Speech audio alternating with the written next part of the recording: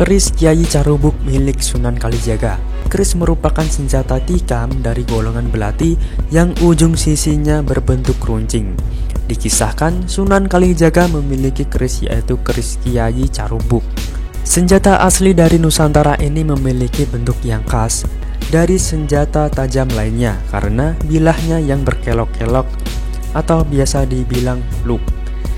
Keris Kyai Carubuk milik Sunan Kalijaga memiliki 7 loop.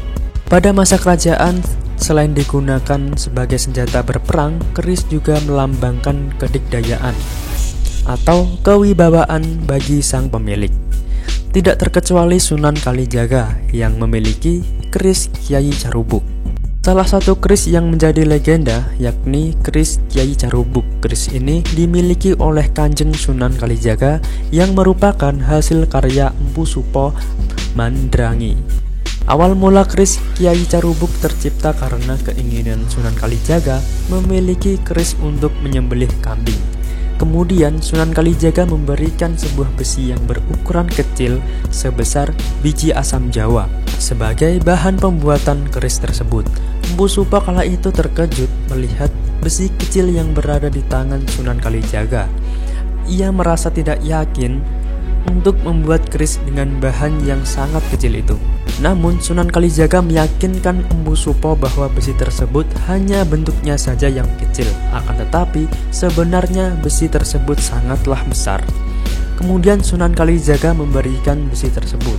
Empu Supo pun terheran saat memegang besi yang berada di tangannya. Besi tersebut sangatlah berat padahal bentuknya hanyalah sebesar biji asam jawa. Pada saat pembuatan keris tersebut, betapa terkejutnya Empu Supo saat melihat besi tersebut semakin membesar dan semakin memanjang. Hati Empu Supo pun merasa gugup dan tak terhenti sejenak sampai akhirnya Empu Supo melanjutkan pekerjaannya dan mengakui keramat yang dimiliki Sunan Kalijaga. Sunan Kalijaga yang kala itu melihat hasil keris tersebut merasa sangat terpukau. Sunan Kalijaga melihat keindahan bentuknya, sebab sangat jauh berbeda dari apa yang ia bayangkan.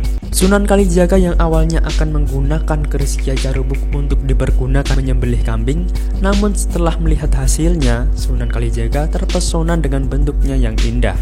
Pada saat itulah Sunan Kalijaga menamai keris tersebut dengan nama keris Kyai Carubuk.